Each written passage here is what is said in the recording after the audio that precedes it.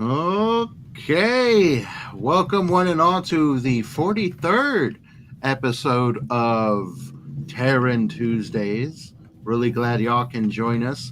We have our excellent host surviving the winter this magnificent season. And how are you guys doing over there? Hopefully not too cold. How you doing, Ari Snow? Oh, she ran off to probably check the Yeah, fireplace because Oh it yeah, is I'm that here. cold. Hang on. I finally came back. Am I here? Am I here? Can you hear You're me? here. You're Yay! here. Yeah, Just I in was. time. Yeah. We're trying to keep the fire going. I'm actually going to post a little video on it here after we get our podcast done, and just it's cold and blowy and blustery, and it doesn't sound like it's that cold to other people from other places. It's like, oh, it dropped. It's only like 40 degrees. Well, here's what happened. It dropped 20 degrees in the last like 30 minutes. Just boom. It's just massively crashed, and it'll keep dropping. So we're going to be below freezing here pretty soon, and it will keep dropping throughout the night. And then Whoa. we're going to do something very unusual for us, which is stay below freezing for approximately 36 hours, which is unusual mm, for us in this case. We don't usually have that. It won't be a super, we hope not a super deep freeze. It's not like 2021 where it was Yeah. at zero for days, and which was crazy. uh, It's sort of a little bit of a challenge. And since I'm out here in my little Quonset hut on the prairie in the Wonder Bunker, I have my little wood stove and I've heated it. And I'm going to be releasing my video here pretty soon where I show my wood stove burning and everything. But so if I don't talk for just a minute, it's because I'm feeding wood into the wood stove Huh. because that's how I'm going to stay alive for the next 36 hours, I hope, by being able Wow. to keep this place warm enough, even though it's just a metal building with no insulation. I have little curtains all over it that are actually insulated curtains, and they're very awesome. But it's Nice. just a lot of work to keep houses warm. And in fact, that's why people talked about keeping the home fires burning. You had to have somebody that kept it going. When the fire goes out, it's really hard to get it lit again, especially when you're cold and your hands are shaking and you can't quite get the fire lit. It can be really scary. And so you always kept a fire going no matter what. You had coals banked up, you always had some way to start the fire. And they didn't have automatic lighters back in those days. You had to Mm-hmm. so uh, kept at burning. best they had probably matches, and that's it. Yes, they had matches. Some, I think, matches starting around the late 1600s, 1700s. They became more common, I believe. But usually there was a light somewhere. There was a candle or a lantern that was kept lit, and that's how you lit the rest of the house. Mm, And so you would always make sure that you had some source of fire. And that's what's so extraordinary is we don't realize how difficult it is, and unless you've ever really tried to light a fire on your own, you'll find out how hard it is if you don't have lighters or matches. You have to do a friction Yeah. fire stuff. So wish me luck. I'm going to be keeping everything lit up. So I got to go tend it right now, but I'll be listening. I'm right over here. Of good. course. Yeah. Got to Good. survive that winter. And how are you doing this villainous season? I'm well. I was able to do everything that I planned today, including a new Yeah. bonus, super short, which um, I'm just about to post on the Substack, and it's about um, it's about a hamster. It's about a Terra hamster who is visiting an alien planet somewhere in fringe space, and uh, he's dealing with some villains. Ooh. Perfect. Exactly. It's the season, man. We got the villainous weather out there, having to keep the fire stoked. Yeah. Yeah, so you know what? I think that's a perfect introduction to our conversation today on villainry because I myself actually spent the day finishing up a story that was initially from the villain's perspective, but then when I was on the second portion, I realized that it actually works better from a hero's perspective introducing the villain, which was really fun writing. It's a super short story, and that's going to release next month. But why don't you go ahead and tell us about some of your favorite villains, how you like exploring villains, and how you like to write villains yourself. Begin the deep dive, dear friend. Well, me. I like to have all the tiers villains, starting from the lowest, the really dumb, thuggish villains, and even cartoon villains, because it's quite fun having them. It's at least for me, it's fun writing them, and they have their place. Yes, sometimes some people will assume that, yeah, that's unrealistic. No, this villain is too dumb, or they would never do that. But I say, Yeah. no. Have you watched the compilations, the dumbest thieves on YouTube? Have you seen how stupid these people are? And what there was like one iconic video where two thieves, robbers, they attempt to break in the store during the night, and the CCTV camera caught them trying to enter the store, and it was like, I think it was a liquor store, and they assumed that even if they can't grab a lot of money, they would steal expensive liquor, and they wouldn't be wrong. But I think this was one of the catalysts which changed my way of perceiving villains. And I watched how these two absolute morons tried to break in.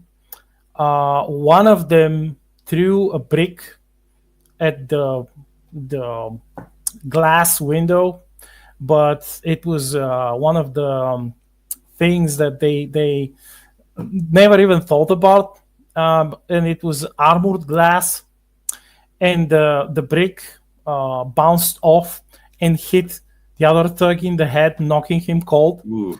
And then the first one, the one who threw the brick, he turned around, saw his quote unquote buddy on the ground. He panicked. He ran without looking properly, and he knocked himself out by kissing a pole. Yeah. And this is a real, this is real idiot criminals we're talking about. So yes, I do like to start with the lowest tier, and then go up and up and up. So by the time you get to like Moriarty level, genius criminal masterminds, evil masterminds, you'd have, like, at least in my work, you'd have all the different tiers of villains. You'll have even some villains who would climb in the ranks, the more capable villains, the ones who are able to learn and manipulate other villains, like the dumber villains. I firmly believe that this is perhaps like having specific arc for the villains elevates the heroes, the protagonists. You can, of course, you don't have to do that. You don't have to have one, but it's fun with it, and especially with higher tier villains who are learning not just from their own mistakes, but learning from the heroes and adapting. And I think, my readers also think that these are perhaps some of the scariest villains. Yeah. Yes, the ominous aura of a villain can really punctuate a story, because with the appropriate antagonist on the other side to really push your protag, you can really send them on one heck of a journey. But Snow, will we still have you before the fire takes you away from us? Why don't you give us a your piece on villainry? Well, to write villains, you have to have known a few. You have to have something in your mind. Either you've been studying history so much that you know you have a certain ideal in your head, or you have somebody that you've known personally in your life that you say, "Oh, I've read about, saw them on the news," or something else. But the very best way to learn about villains is to have one actually in your real, honest to goodness personal circle. You learn about what people are capable of when you find a villain in your real life world. And they don't have to be big ones at first. They can be a childhood bully. And in fact, our first usually indication of a villain in school is the one that's the top of the heap, and they'll be that bully at school that everybody backs off and they let them do what they want, and the teachers all even back away because they know that they're really enforcing the social order or whatever. And once you've experienced that, and you've experienced that sort of push, you say, wow, there's people out there that really are mean. They're horrible. I wish there was justice against them. And you learn how it feels to want something better to take place. It's not just an interesting character. There's a reason behind it. There's an emotion and a feeling that actually drives that interaction. And so writing villains, I think you have to have some real world experience with some sort of injustice in your life. And sometimes it can be not a bully at school, but it can be a bureaucracy that's stopping you from building a room on your house, even that every time you turn around, there's the HOA right there telling you can't do what you wanted to do in the first place. Or that you have to pay a new fine because they've decided that you shouldn't have done something. We all find villains in our real world, and we have that interaction with them that makes us better writers when we actually are able to put that to paper and incorporate it into our stories. So villains aren't just way out there somewhere, some sort of supernatural, super incredible being. They really are in our real world. There are people that are mean and evil, and they want to hurt other people. And they're still children of God. There's still some room for redemption, perhaps. But once you've lived long enough, you realize many, many people who are at the top of that villain heap don't want redemption. They don't want to be saved. They don't want to be good. They like who they are, and they want to hurt people. And when you make your peace with that, leaving them to God while dealing justice is an important step towards becoming a protector of the innocent. And that becomes that part of that hero's journey in your own life and in your books. So I think that as we think about villains, so many times now we have a tendency to associate it with a mythic character, but we're very loath to actually point towards true villainry in the world. There's hyperbole. We have it all the time. Somebody, oh, they're a Nazi. They're a Nazi. They point at the very highest level, and they immediately point everyone towards this scandalous creature that's out there that they have decided is going to be their villain. But we don't look at it at the next level, the one that's just right above us, the person that's doing harm in our own communities or somewhere else. And I think that if we train our eyes to it and we say, yes, there are villains in the world, there are real things that I could do to stop them from hurting people around us, we actually would become better citizens and better writers as well.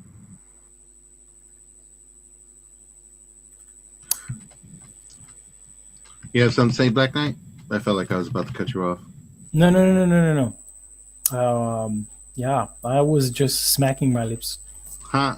All right. Yeah. But you do make a good point there. How we usually, when we think of the villain, we think of the cloaked figure. We think of the evil costumed individual. But drawing from life, the villain can be more than that. The villain can be a bureaucracy. It can be red tape.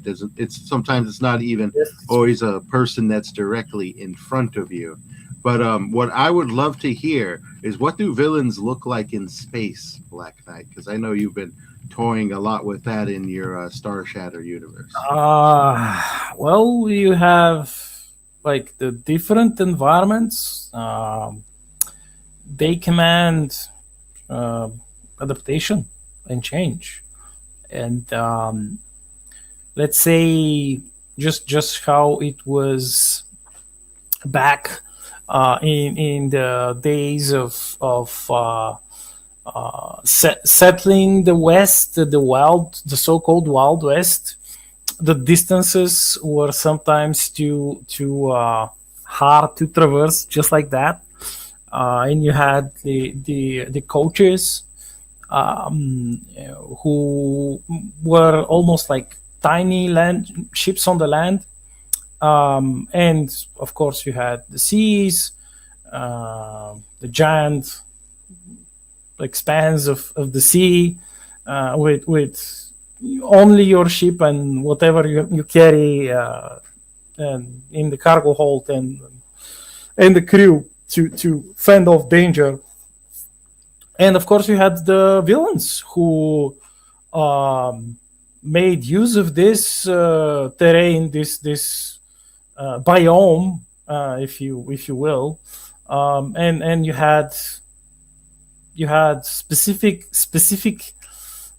types of villains who would exploit this.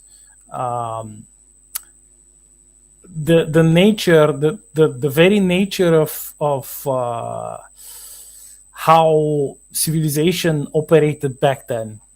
For example, they would, like, you had clever grifters who traveled between the cities, like the distant cities, and because there was no reliable communication, they could pose as someone and scam people, use clever ploys to swindle them, and exploit them. But then communications changed things, and you had the telegraph, and they couldn't, these types of villains, they couldn't do what they did back in the day. And the coaches were somewhat replaced by the train, which was much faster, much harder to rob, to like stop or whatever. And the same is true, but to a huger scale in space, where even in the civilized areas of the galactic core, you still have some sort of piracy. You have, of course, you have grifters, scammers, all sorts of them, who are, this time they are actually using the like light speed communications, hyperspeed communications, and they steal other people's data, and they pose for other people and pull of grandiose scams on planetary scale. Let's say some travel from the core to the boonies over here, which we are in the boonies, pretty much galaxy-wise. And they would say, "Oh yes, I'm like a great governor. I can manage entire star systems. I'm super genius." And they would be capable, and they would provide quinty bits of stolen data, hacked stuff, and say, "Yeah, this is my portfolio." And they would, like, some of the smaller star states, they would give them control of their star systems, and they would rob them blind, or in some cases they would use that to have their friends, their pirate friends, or their cartel friends, or their slaver friends, to invade and pretty much sell billions into the slave markets. And of course, you have the typical megalomaniacs who are like, "Yes, I have to conquer more space for the motherland, quote unquote." You always have these. That's just sentient nature. You can't you can't just say that it's human nature, because animals do that. Even primitive animals do that. And some of these are utilizing the power of bureaucracy. Others are utilizing the power of corruption. Some are employing the power of arms, strategy, tactics, and some, the worst of them, the smartest of them all, they're utilizing all of these combined together. More, they're able to learn from the strategies and tactics and the way how the heroes operate. Twisting these things, the loyalty, buying, like manufacturing loyalty by ways of there are ways to manufacture loyalty among the villains.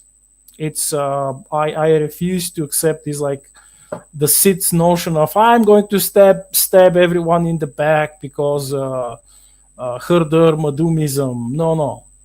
That's not the way to maintain a stable imperium, or have like a stable power, continuous power. And yes, of course, there are villains who are stabbing each other in the backs, but these are not the smartest of them all. And so in space, villainy pays off, especially when you work with other villains and you do not stab each other in the back. Villainy is quite profitable. And especially because of the nature of space, the giant travel distances, even with faster than light. And in many cases, the fact that you can't just go somewhere and clap your hands or snap your fingers and commit your villainous act without any assistance.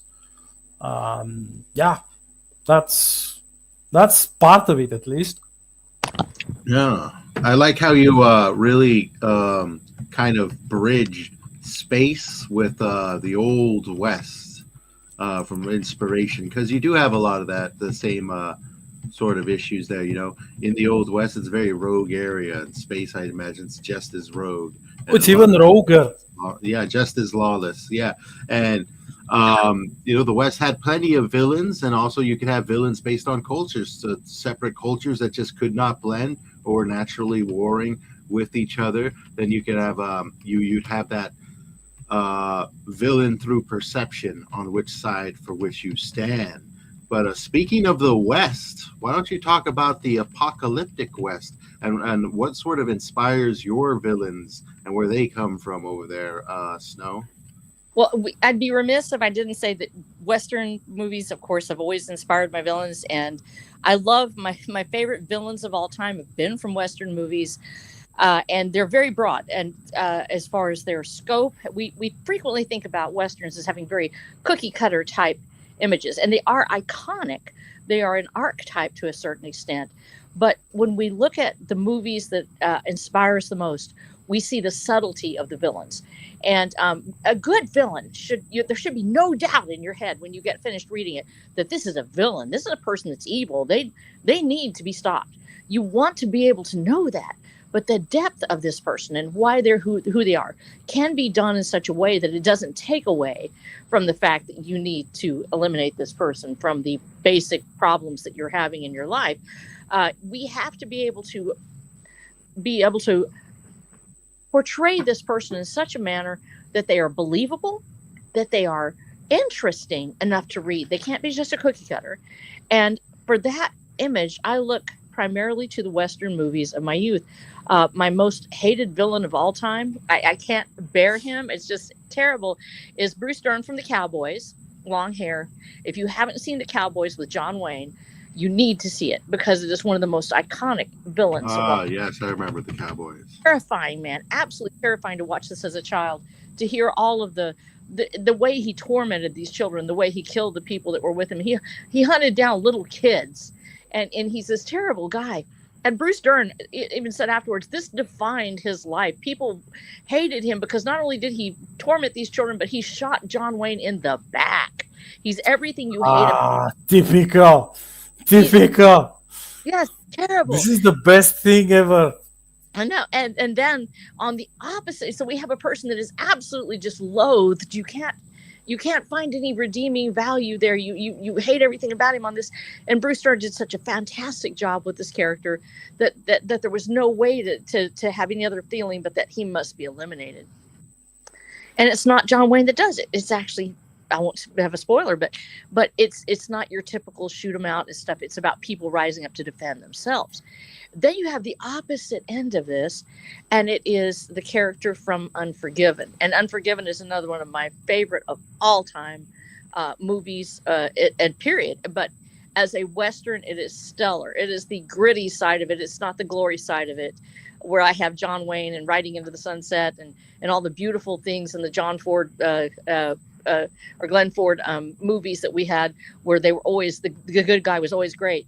In Unforgiven, we have this dirty, dusty place, and the villain, Gene Hackman. I've said this before, that one of the most moving times in all my life as a moviegoer is to watch Gene Hackman say, "But I was building a house."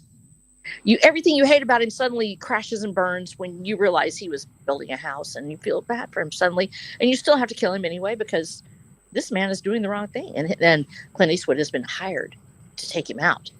There's that dichotomy and then the darkness of it. And we see that frequently show up actually in other Westerns from earlier, notably in Wire Paladin, where we have Gun Will Travel, a case where Richard Boone goes to fight a villain. He's been hired to take out this villain that supposedly is stopping progress from happening. And as he meets this villain and he hunts him down, and he has this noble villain in his mind as he finds out that this man is willing to talk to him and try to stop him from doing what he's doing, and he continuously exchanges gunfire, and as Richard Boone, or Paladin, actually kills the villain, we find out this actually was somebody else's hero. He was the man protecting the town from the rich barons that were coming in to try to take over, and Paladin now has to take his place. There are moments where we have an opportunity to create something greater than just what we have in front of us. And Western movies have given us those, and Western culture in particular, as far as the cowboy culture, has such a great variety of villains to choose from, whether they're the noble villain where you're fighting against them and you have to win because he's going to kill you no matter what, and he's still your noble warrior.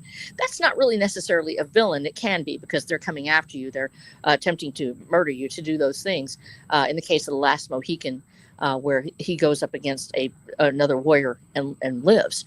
But you have such a range of villainry in Western movies and Western media that I think that we are able to pick and choose and say, well, how do I want my villains to look? What do I want them to sound like? And why am I fighting them in the first place? And it can become such an important part of the story itself, because there's a different emotion against a villain who is personally coming against us just by ourselves. As one person out of a million, and they're pursuing us. In the case of the so many movies where it's the man running away and there's a mysterious stranger that's chasing after them, that one-on-one feeling of having somebody stalk you or somebody trying to kill you, versus a noble warrior that has some sort of image in his head that he has to destroy you, but he's doing it for what he believes is the right reasons. I think that we have a tendency to cut ourselves short by not wanting our villains to be fully fleshed out, to be interesting people, they have to be more than a cookie cutter, and they have to, like Black Knight said, have to be smart. And these villains that I saw in the Western movies, they were smarter. they were able to lead other people. Now, sometimes they were terrible people, and they would rule through brute force. But like Black Knight said, brute force usually works in very small circles when people can't get away, or when you've got something they want. But you cannot lead an entire nation, an entire army, and be the kind of person that just casually destroys people. You have to have some sort of charisma or a way of overcoming their doubts, or something to offer. And a smart villain who's at the top of the food chain will be good to some people. They will be nice about something. They will have something that they do well. They'll have something that they can share. Some people will think they're a hero, because the greatest villains will present themselves as an angel of light, much like the devil himself. They will look great from a distance. They will look like your savior, and they will come riding in.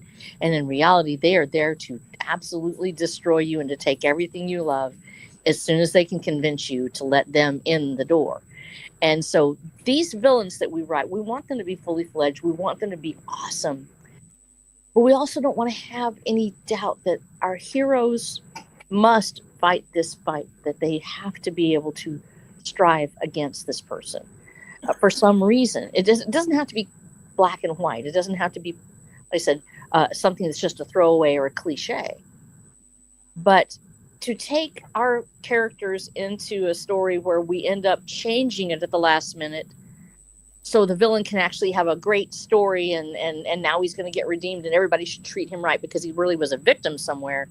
I think that is becoming way too common, and it stops I think it stops some people from saying, "Oh, I want to have a morally gray villain. I want to have somebody who has some interest," because we've seen this used for virtue signaling with what some people call wokeism or woke culture, where the villain, it always turns out, oh, there was a reason they were that way. They're suffering, and the hero can't fight against them, because if he does, then he's the bad guy. This has happened to Batman, where they've tried to make Batman into a villain simply because he is pushing against the Joker, or against Harley Quinn, or against Poison Ivy, because they took those characters and those villains who were rightfully very interesting, very, very twisted. In some cases, Harley Quinn especially, being a person that's sort of on the fence, everybody feels sorry for her. But they took that and they made our hero into the villain instead, simply by saying he was trying to stop them, therefore he is bad because that person was a victim. A lot of villains are victims. They are victims of childhood abuse and other things. That doesn't mean that we shouldn't stop them. That doesn't mean our hero shouldn't try to strive to correct this situation. And there may be a point in your story where you present the villain a chance to redeem themselves. That could happen. It's very common in stories, especially throughout the ages. This happens throughout all histories and cultures, so there's nothing new about that. What is different now, and we're seeing this, and it's unfortunate, is the demand that a hero must bow to a villain because they were a victim at one point. And I think that needs to be eradicated. So when we're writing these stories, we want to make it clear we're doing this because we want an interesting character. We're not there to try to punish you because you want them to be stopped. We're not going to punish you and take you down a road where, at least I'm not, where I force you to go through all of this, and our hero's doing all these things, and suddenly you're going to hate the hero because this villain was just such a victim that we don't want to kill them, or we don't want to stop them. And I think that we have to be able to divorce ourselves from that woke image of the villain as now suddenly must be catered to, while we still go ahead and write an interesting and deep villain that has a real story and a real purpose. And I'm not going against the extravagant villain. But I actually do have a character in my story that he's just so over the top. It's just he's so flamboyantly villainous that it's hard to ignore him. And there's really, once you hear him talk for a few minutes, you realize he truly is evil. And there's really nothing more wonderful than finding this villain and going, dude, there's somebody I can absolutely just get mad at. And at the same time, they're a fun story to write. So I enjoy doing those characters, and they can be just that extravagant villain, but I still like them to have a certain amount of depth to them. I want them to have that backstory. And I think that reading and writing, and watching those Westerns from my childhood is really what brought me to that place, because seeing all of these wonderful characters that were put out there by John Wayne's movies, and by Clint Eastwood is one of my, he's one of my all-time favorites for villainy. Absolute wonder with the Pale Rider series. There's those villains really stick with me the most, and so more than the superhero villains, which I do love, they're wonderful. I love everything about comics. I think they're fun. It's great. But my influences primarily have been from those Western movies and TV shows from the past. Ah, nice. Yes, that was the age of villainy, really, within our own history, and definitely the inspirations that survived through the many Western films that were very much inspired by real life. Because there were bandits who were robbing train carts. There were basically whole caravans of people slaughtered by natives. All these things did happen. Women were kidnapped. All that stuff did happen. It's a large portion of history that, in a large segment, I think we talked about it before in a previous stream, how a lot of this stuff is kept alive through cinema, through media, through popular media, and a lot of that still is kept alive, and in itself is slightly threatened by what I guess what we call the noble savage portrayal, which at times was real, but at a lot of the other times there was just a lot of bloodshed, and it was a very, very villainous land. Let's just put it that way. But another villain that I'm personally inspired by, that is very much inspired by history, is one that I continuously turn my attention towards, and that is the villain of nature, particularly when creatures of the wild become man killers, which if we go far from the West, but roughly around the same time, let's say early 1800s, you go over the seas, you go to India, you'll be dealing with these creatures. You'll be dealing with rogue elephants who start to musk and get violent because they're not properly maintained, and they'll go on killing sprees. And there've been stories of these horrific creatures that would tear down homes, and they'll brutalize people to such a savage degree you'd think you're hearing about a campfire story of some cryptid creature, but no, it is a real beast that's real on Earth, that has the potential to pulverize a person to the point where you will not be able to identify them. And you also have the man-eating tiger. Oh, yes. Which is a very cunning beast that can easily stalk a human being. And the people who hunt these creatures down become a legend. And these creatures themselves, this is the interesting thing about man-eating tigers, they have villainous names.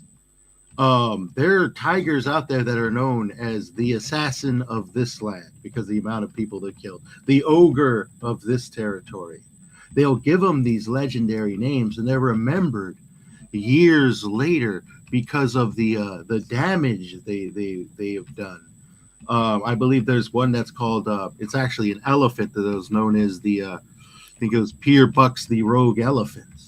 Like, these themselves sound like something out of a comic book, but these are real creatures, the real monsters that stalk the wilderness. And people would go, say for the elephants, people would go hunting for them for weeks at a time. For tigers, sometimes they'd be hunting for them for months at a time, because these creatures were cunning, they were stealthy, and those that would learn to evade man would become very good at it and would rarely fall for man's tricks. And it would take the most magnificent of hunters to hunt some of these beasts down, and even one of them would score a total of over 400 people dead. Wow. Over the course of years. I'm not surprised. Yeah. And as a villain, they can be some of the most ethereal, monstrous creatures because just how they operate.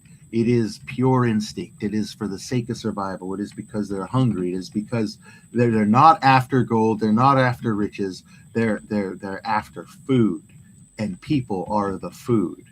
There is a particular type of predatory danger that these types of beasts give off. And there's many stories that are written about the monster hunter and these ferocious beasts, these dragon creatures, and a lot of them that I read, you can tell that whoever wrote this, as magnificent as the writings are, they don't have a full grasp of the real monsters of our world.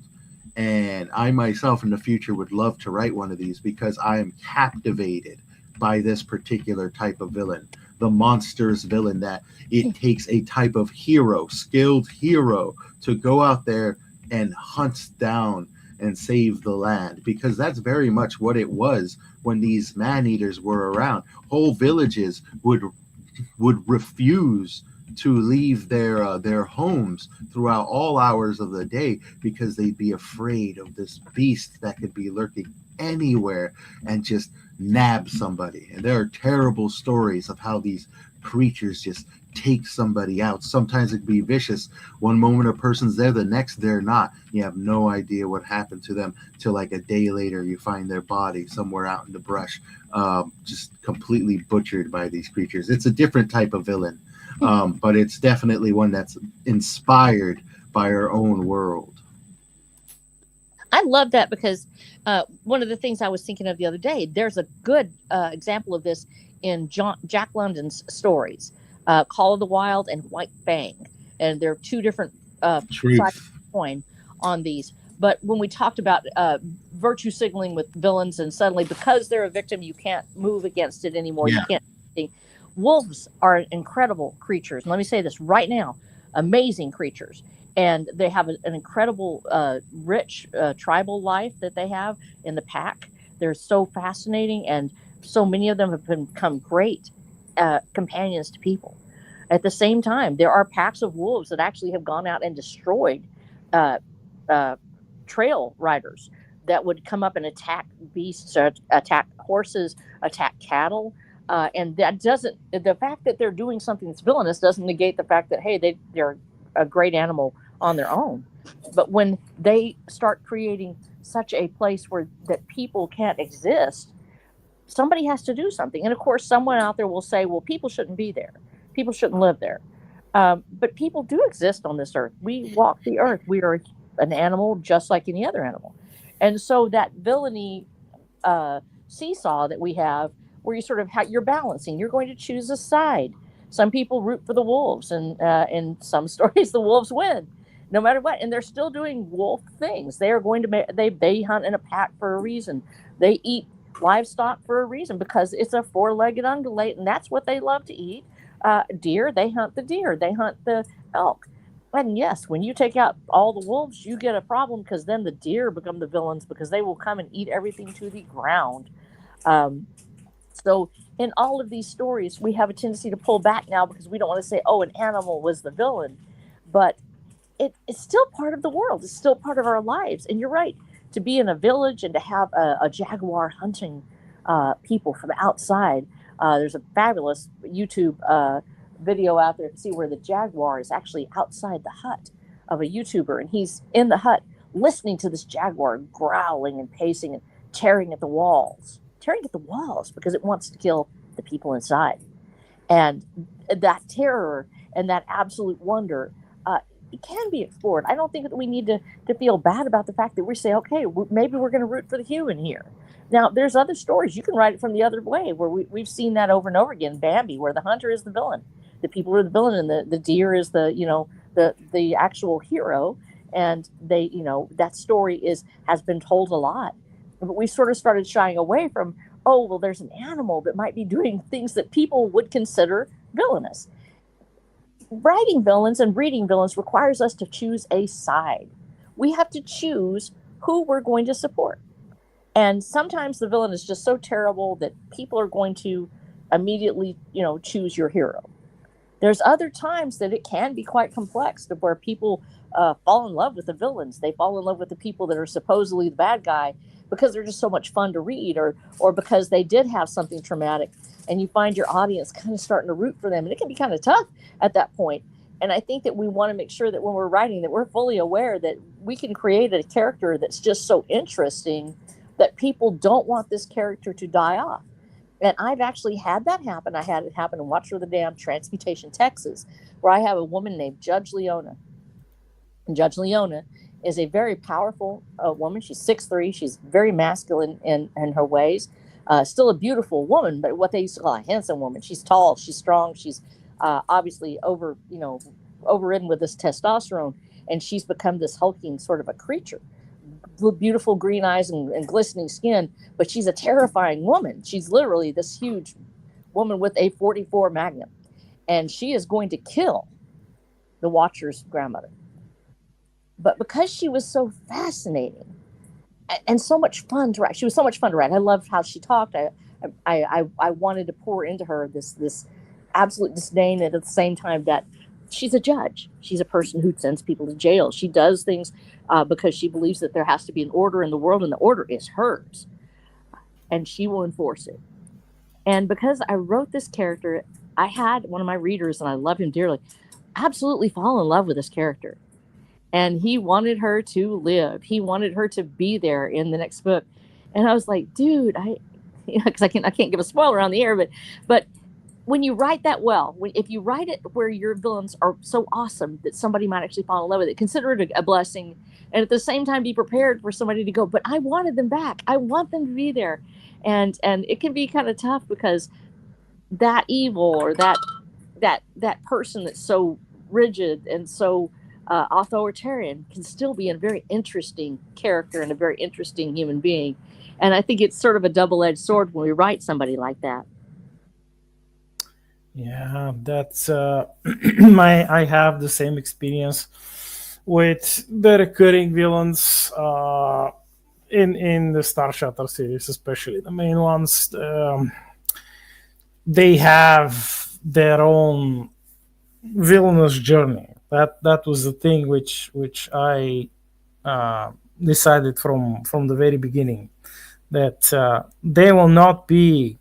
I mean, they will be powerful, but in a way they will start at a certain point, and they will not be like they will have certain things which would hamper them, and thus they will, like, when they grow and survive the heroes and overcome their own problems.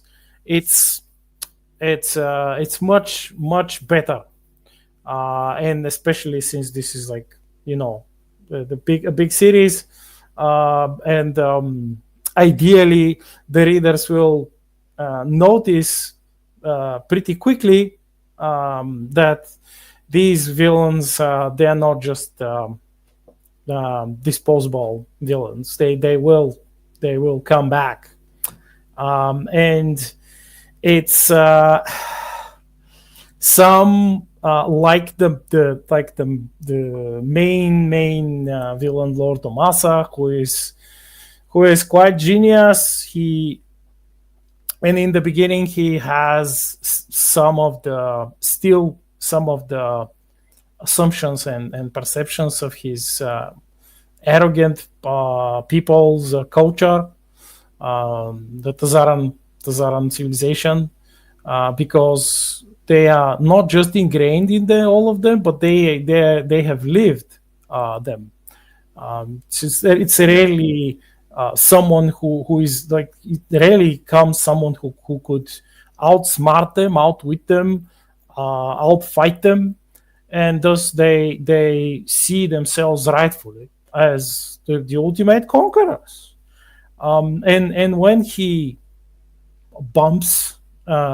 finally he bumps into the Terrans, he suspects a lot because he's smart and he gathers enough information, and he sees that the reality is of course much worse than what the propaganda said, and he, on his way, he grabs one of the failed villains from the first book, and he intends to use him, Nettle. He intends to use him as a scapegoat. If something fails, if there is a fuck up, because he suspects that there could be, he knows the Terrans are not weak, and if something happens, he could just like offer this commander as his second in command as a scapegoat to the fleet command. It's like, yeah, but my orders were this, but he screwed my plan. So that didn't work, and perhaps my readers like the guy who was supposed to be the scapegoat, the fall guy, because he, through that experience, he grows. His own villain's arc is even more compelling in certain ways. So yes, that's one of the great things when you somehow succeed in pulling this off, which I would advise anyone who is writing to try this. You will see that your characters, your protagonists will shine much more. Nice. I know one of my favorite villains, or I should say villain types, that I've been exploring a bit has been, I guess, what you'd call the serial killer villain, where it's like, I guess this one comes in really a lot of different aspects, but the one that kind of captivated me was almost like, I guess, what you'd call the Dexter type, the one that believes they're doing the type of good. There's actually two that captivated me. The one that believes they're doing a type of good, the one that believes it's their job to wipe out, the filth of the world, but they have a layer of enjoyment, this psychopathy that gets to them. And this is kind of also how the character of Punisher operates as well. And there's a few characters in World Without End that operate like this, particularly in the cyberpunk cities. But another type that has kind of captivated me is the one that romances what they do. There's they see a form of romance among it. And this came to me through a excellent performance in a long lost film called Nature of the Beast. I forgot the actor particularly who portrays the character, but there's just this segment where this serial killer is explaining why he does what he does, and he uses pretty much only romantic terminology. He talks about how everybody wants somebody to come and sweep them off their feet and make all their problems go away. For a select few lucky people, I'm that someone. That's like the dialogue he uses to describe what he does. And there's this form of psychopathy that goes with it, this person who romances the absolute most grotesque things that I cannot wait to unveil a few characters that have this in some World Without End stories when I get more into the character versus character stuff. Right now, it's primarily just more character explorations on going on interesting adventures. But I love the romance aspect, the part where they try to hide the grotesqueness behind this sick personal reasoning that is dear to them, and it adds a layer of darkness to your characters and adds a layers of mental damage that you can really dig into as a writer, particularly if you're writing from the perspective of the killer themselves. And you can get really great, I guess you'd call like mental commentary when a character's speaking more in thought than out loud to other people. That I can't wait to share what I've got going on regarding that. But there's so much inspiration that is yet to be unveiled. Nice. Crazy you're talking about that, because actually, and we talked about having villains in our real life. What a lot of people don't know is that I believe that I encountered a serial killer that was actually quite famous at the time. I was in college. It was 1984. I was a lot younger and a lot skinnier. I was cute. And I had I was working as a hostess, working my way through college. And I was in Tyler, Texas. And as I got out of my car, I stopped. I was going to get a pizza and head to my husband. I've just gotten married, and I walked in, and as I got out of my car, because the pizza place had like a big glass front, and it was sort of a standalone. It was Pizza Hut, and a man approached me. He was in a Buick, and sort of like a strange, like a rusty color or something like that. But he approached me, had a white shirt on, had an unusual hairline, sort of like a triangular hairline, and blonde, but said, "I'm a photographer, and you're quite beautiful, and I would love to take your photo. And I have a perfect place. There's a place where the light will just catch it just right. And I would want you to come with me. Could you come with me? I have a perfect place for it, and I photograph models from all over the world." And immediately I knew he was lying, because I'm a 4'11" woman, and I'm not tall. I'm not really beautiful. I've always said that, I guess I'm okay, but I wasn't a model, and I knew that right away.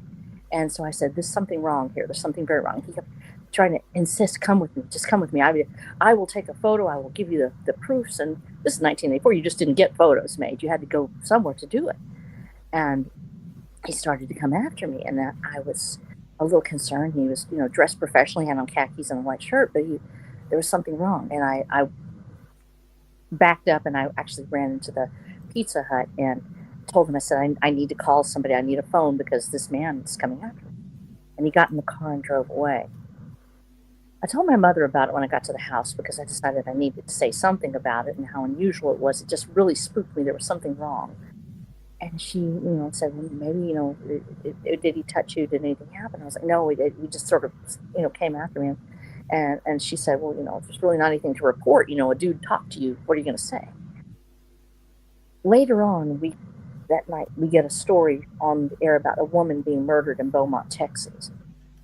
And Beaumont, Texas is on the same road that will be on the trail that we'll find out later, as he would have headed through Tyler to go to his next stop, which would be Reno, Oklahoma.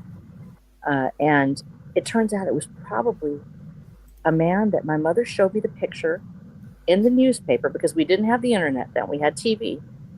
And the newspaper came out about 2 weeks later, and it was the man. And she said, "This sounds like your guy. He has this really unusual hairline." And I said, "Oh my gosh, it does look like him." His name is Christopher Wilder. He murdered 8 women, young women and girls. He was called the Beauty Queen Killer or the Snapshot Killer. And he pretended to be a photographer who would ask to take their photo, and then would try to lure them into range enough to grab a hold of them and put them in his car, and actually would stalk them. And in this case, I believe that he crossed my path. I wouldn't know who to talk to now. I actually went back as an investigator, went back and looked to see if there were any women that were missing from that area, if somebody else had gotten killed or something had happened at that point. We do know it was on the trail, on his killer's trail. Having met that person, I believe, it was a very strange feeling to look at the picture, because I went through my life at that point and said, maybe I saw him, maybe I didn't. We didn't have a way to see it except for that one picture that was in the paper. And it wasn't until about 2 years ago that I found the story on the internet, and I looked at those photos and I said, "Wait a minute, that is him." And it showed his route, because we didn't have all of these things at the time that we could look up. I'm a young woman. I go on with my life. Yes, that could have been him. In fact, I'm almost positive it was him. And to know that these people actually exist, that one of them tried to get me to go with him. He didn't just kill them, he tortured them to death in horrible, horrible ways. There are not very many survivors. We believe there are others out there that they came across his path. And I thought I wouldn't know who to talk to about it if I could. But to find out that you've come that close to evil, to know that your face could have been on the pictures of just the last time somebody saw you, and it was from 40 years ago. It's such an unusual thing. It's such a strange feeling to know that villainy really does exist in real life, that you could actually touch it, and that there's that little still small voice that tells you there's something very wrong with this person. He was a charming man. He wanted me to go with him because he said I was beautiful. And thanks be to God, I knew I wasn't, and so I was able to get away. And so I think that when we meet those kind of villains in the real world and we see how persuasive they are, when we see how much they enjoy hunting, like you talked about the tiger wanting to find a victim, they're out hunting because they're hungry. These people hunt because they are evil. They hunt because they want that sport. They want to find someone and lure them or to take them away. And very rarely do you have a villain that will actually go out and look for somebody stronger and bigger than him. There are some, where they want to find the biggest, toughest guy and take him down so they can be the king of the heap. But true villains go after the ones that can't fight back. They go after the ones that are unable, and that type of evil is very real. And knowing that I came that close to possibly being just another picture on a website of villains, of a villain's victims, had a profound effect on me. And I think that I just knew when I saw the pictures and I read it, I was like, I came close to dying that day, and I just didn't know it. And I met a villain in real life. Yeah, that's I perhaps I didn't meet someone like that, but I've seen I've seen probably the next worst thing, which are human traffickers. Oh, Yes, and just that's a special type um, of evil, um, and they're essentially pretty much exactly the same as the slavers of old. They're the same. It's just that they have more resources, they have access to more money, more technology, and uh, drugs, special drugs that they can use, and that's that's not something you could just brush and say, "Oh yes, yes." It's like maybe they had like they were pushed into this kind of life. Um, yeah, but they made the choice, and this is one of the things that I can't agree. That's with the wokists who are trying to so desperately to make evil and villainy sympathetic.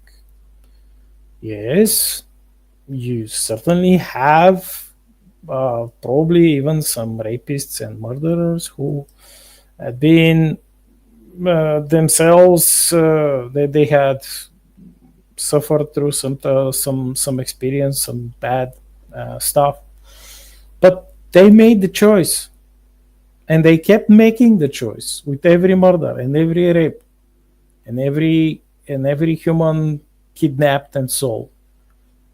They kept making the choice.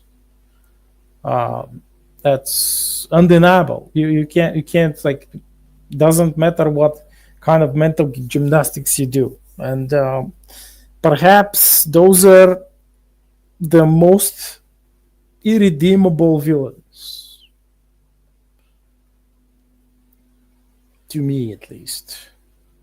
Definitely, like the villains of inspiration often come from either history or a contemporary world, and the closer you get to the contemporary, the more monsters they get, especially with the sort of villainous actions you see today with such things as like kidnappers and traffickers, which unfortunately is prevalent in today's society to a large degree. And along with that comes it's a form of slavery, sex trafficking, and then sometimes people are also trafficked over the border here to spend a life, essentially just stealing from stores and stuff to be resold on various markets, which all these things you can find in literature and you can find in the world, and it's an aspect of what you said earlier, Snow. Like westerns were inspired by the villainy of the West. And um, we're in an era where we're watering down the type of villainy that is out there. And we like to take the villain in modern day stories and turn them into like a sympathetic victim that sort of condemns the hero for dare standing against them. Yes. And I think that does an injustice to both the art form as well as history itself, because we learn about villains through media. People probably haven't heard of half the serial killers out there because there hasn't been a book written about them or a popular movie pop up regarding them. And I know recently we had a series. I forgot which serial killer it was. I think it was Ted Bundy. Oh, yeah. It was one of the survivors, and it was talking about how it sort of portrayed him from a much more sympathetic light. And that, I feel like we're in this dark place where we're almost leaning towards sympathy for the devil, if you will, without reading the Bible. Wink, wink, nudge, nudge. We're not too familiar with the antics of villainy. And I think that an important aspect of this is something that I see in literature while I write villains, something that I see throughout history, something that I see while reading about these man-eating lions from decades past and man-eating tigers. Villains uproot order and instill a sense of fear that is beyond them and beyond their victims, but towards the innocent individuals who just want to continue their lives and grow and prosper and see their dreams come true. A horrific villain, the type of villain that inspires all other villains, is the one that can instill fear and break down order by simply knowing somewhere out there in the darkness they lurk. Well, go ahead. Important because we talked about the one about Ted Bundy. They did the same thing with Jeffrey Dahmer, a horrifying person, absolutely terrifying man. There's no redeeming quality in what he did or what he would do or how he did it. And when they portrayed him to where he was a somewhat romanticized villain, it was shocking because this is a man who horrifically raped and murdered young men. And it would be as akin to making John Wayne Gacy into a somehow a victim of something. And I feel like we have a tendency to allow this. Unfortunately, we're like, oh, okay, well, let's make this really cool character, but this is a real person. This actually inspires people to go out and do crimes like this to engage in that. And when we're writing villains, as I said, it's one thing when you're doing a fictional character and you say, okay, I want them to be deep or I want them to be cool. We're talking about real life villains. We're talking about, maybe you can talk about the interesting portions of their life. You can show them in an unflinching light, or you can show them in a broad light about their childhood or where they came from. But if you romanticize and cast a rosy glow on what they did, to where you make murder exciting on innocent people, there is something dreadfully wrong at that point. And you said the same thing. There's something very wrong. It becomes immoral in its own way. It's like a villain writing a story about a villain, so you will let the villain go and do these horrible things. You have to ask why. Why are they doing that? And I think people are really, they want to have good villains. I say good villains. They want to have a villain that they can know that they have a reason to want to fight back against this person, because we've become so perverted, is the only word I can think of, perverted in our society, that we would romanticize Jeffrey Dahmer. Then we truly have lost our way when we talk about what makes a villain a villain. And we be able to fight back in that respect and write stories that we know push back against this idea that it's okay for a villain to do it if he looks good, or, you know, gun somebody down in cold blood as long as he's got great hair. Hey, that's all right. Yes.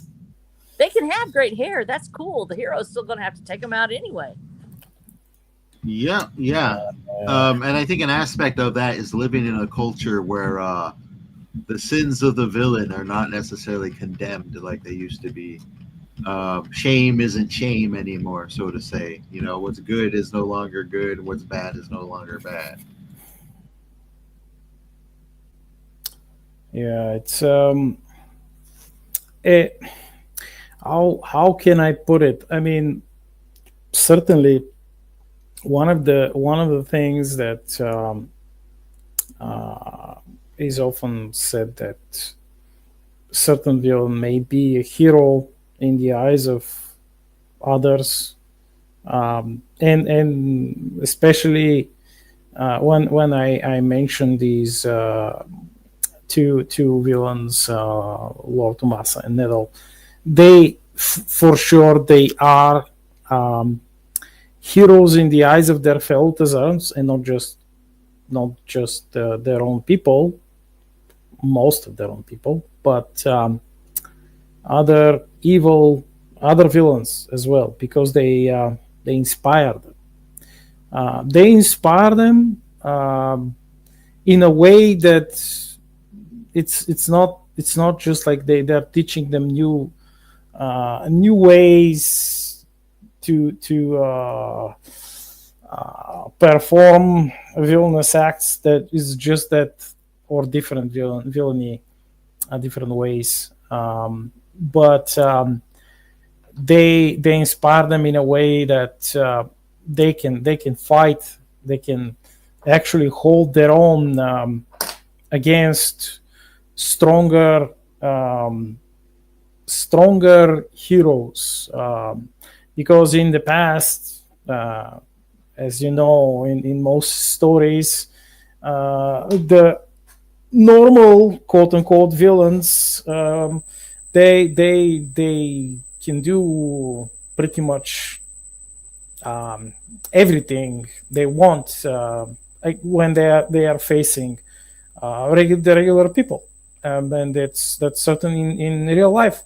When you have these like horrible monsters like the serial killers and rapists, yes, they of course they will go after the weak. They will prey upon uh, lonely people. They will stalk like a woman alone, and or they will kidnap kids, or they will do other horrible things.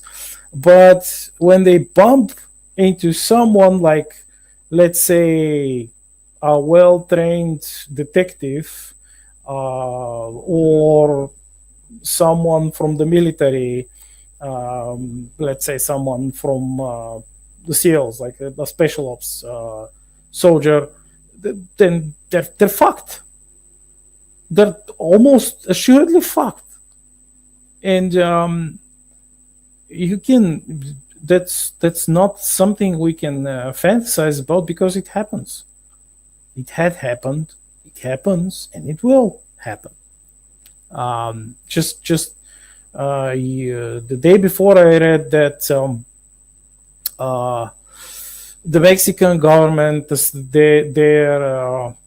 think their Congress, was it, had approved of U.S. Special Forces, pretty much. I mean, they use like a diplomatic language, but they had pretty much approved U.S. Special Forces operating on Mexican land. They will hunt the cartels, and you will see that happening in real life. Yes, the cartels are strong. They are super strong. They are well armed. They are vicious. They have committed horrible things. They spread fear and terror, and all sorts of. They have killed an immense amount of people, an immense number of people, and they have enslaved and sold people, and whatever. That's it's. They're probably some of the most successful criminal groups on the planet. But when you pit them against the Navy SEALs, or the Rangers, or Delta Force, or the other special like the operators, uh, they're screwed. And we will see it. Hopefully, we will be able to see that in real life.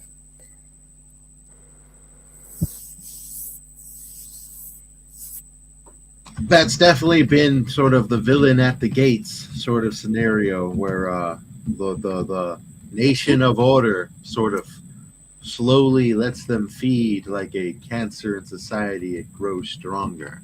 But with that said, the last 15 minutes, why don't we go ahead and get everyone's last thoughts on the subject matter, and you can tell people what you've been up to, where they can find you. All right, which one? Why don't you go first? Yeah, you go first. Okay. Yeah. Well, I wanted to comment because you were talking about it, and Black Knight said that too. The sort of the systemic villain, the greatest villain in the story, Watcher of the Damned, is the system itself. It gives birth to all of the villains in the story. A system that rewards sociopathic behavior and rewards those who are willing to fight to get to the top to serve the firm will be rewarded with power. And these people work for that system, and the system itself is its own villain. And that's why we have the catchphrase in Watcher of the Damned, fight the system, join the revolution, read Watcher of the Damned, because we're fighting against the system in this case, a system that creates this group of people who rewards them and rewards their bad behavior as long as they keep on making a profit for these unknown entities at the very top. And it turns out they're feeding each other. They're actually growing each other in this system. But this system exists in real life as well. Let's talk about it honestly. One of the reasons people are so excited about the idea that the federal government might be audited, that maybe we'll find out where all this money is, because we feel like we're fighting against a system ourselves, that we're fighting against something that rewards the people who steal from the poor and take away their money or take away their land because they didn't pay their IRS bill, and then goes and gives it to somebody that doesn't deserve it at all. Somebody that's a rich person already, politicians greasing their palms, doing things they're not supposed to do.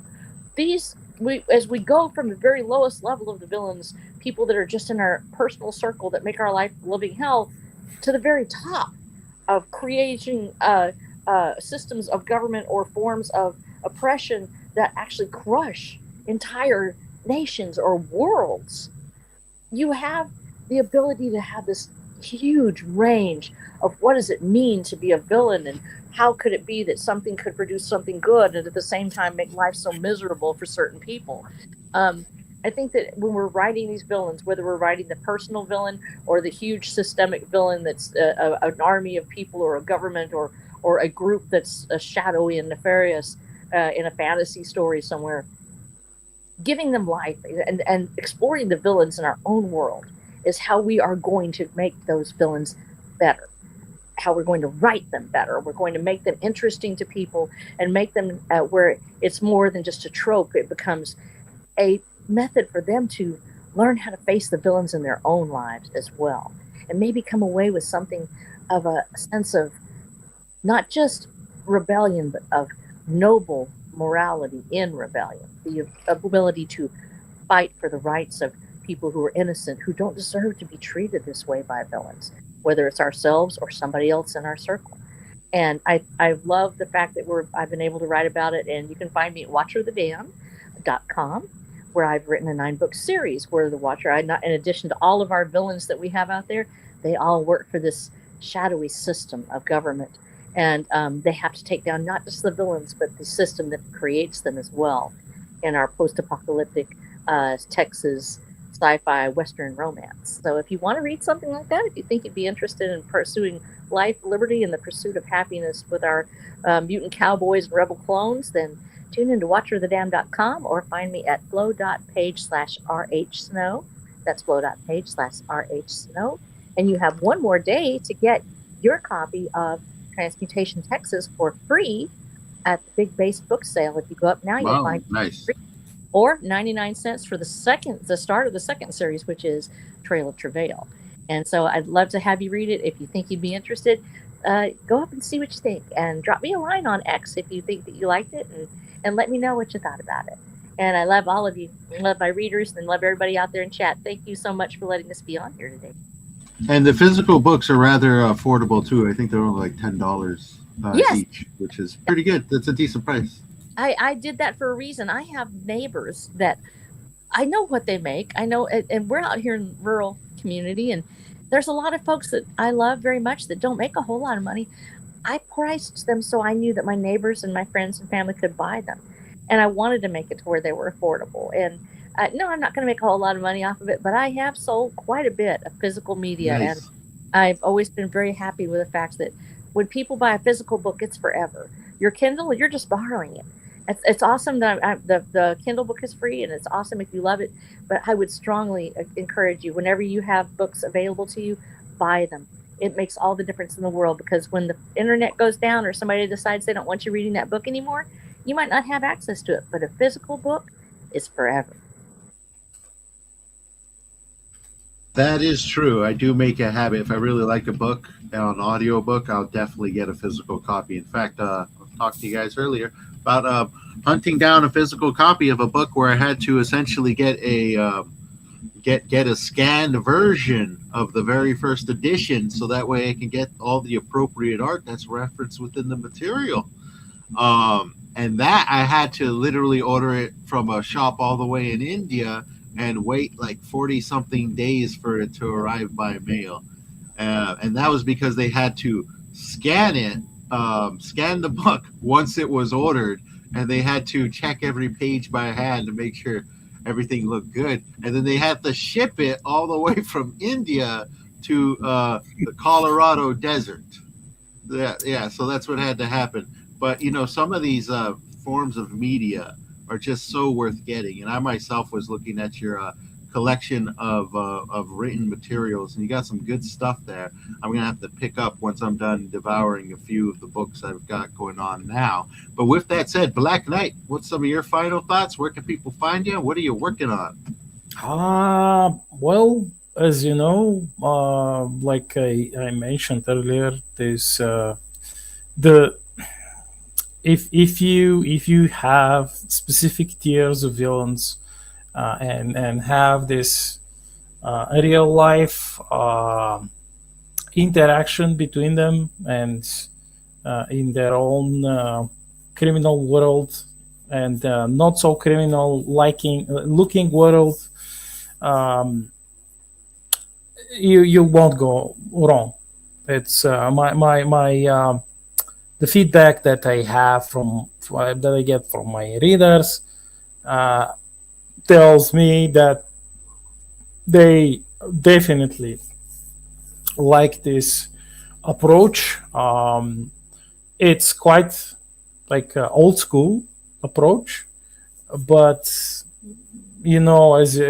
we all know, that the doomed postmodernist schlock is it's been doomed by default. It's like it's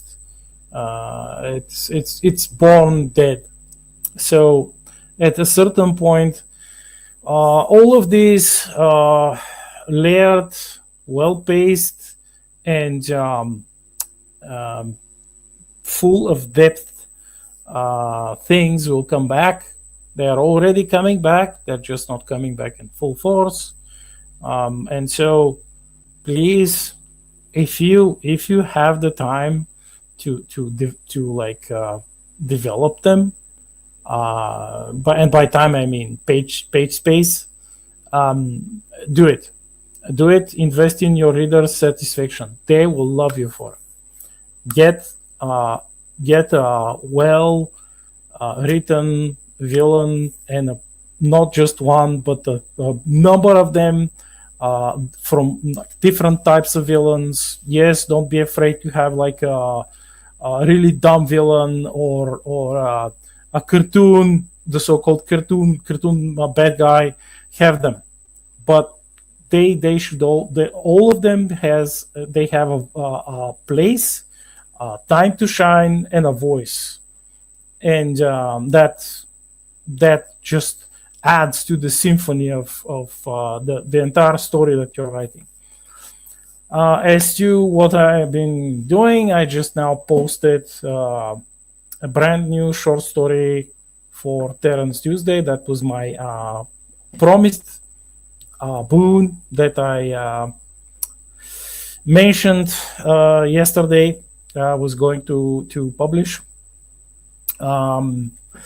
And as you know, you can read all of my newest poems and stories on my Substack, which is free. It's substack.com, the Black Knight. And those of you who would like a paper book and would love to be my patrons and my readers, you could go to Amazon and find all of my published books, all of the currently published 7 books of the 10-book Star Shatter series, the 2 anthologies, collections of short stories. You can also find them there. First one is a mandate of Sword and Dragon. The second one is titled The Blood of Tyrants. And my 2 shortish Conan-esque novelettes, which are also set in the same Star Shatter universe. They are about Valiant Ultorian soldier who is not entirely barbaric, but certainly has this Conan-esque charm to it, as I created him as a homage to Howard's Conan and Hyborian universe. And finally, my latest and newest 100% fantasy book, which is titled Toward the Bones. It's set in an entirely different fantasy universe. I would call it shadow fantasy. It's not purely dark fantasy, and you will see why when you read it. You will understand. Trust me. Yeah. I mean, you do produce a lot, my man. Like every week you're writing. Today was your editing day usually. So I'm not surprised that your ever expanding universe has now become 2 expanding universes. And I seen your cover. I read the synopsis. It definitely looks interesting. It's on my reading list when I could catch up with my already expanding reading lists. But with that said, everybody, thank you for joining us. We always appreciate you stopping by.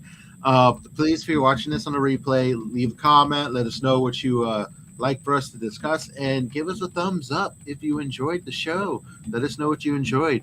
But we're going to go ahead and call it a day here, because we know it's super cold out and everybody's got a bunch of other stuff to do or attend to.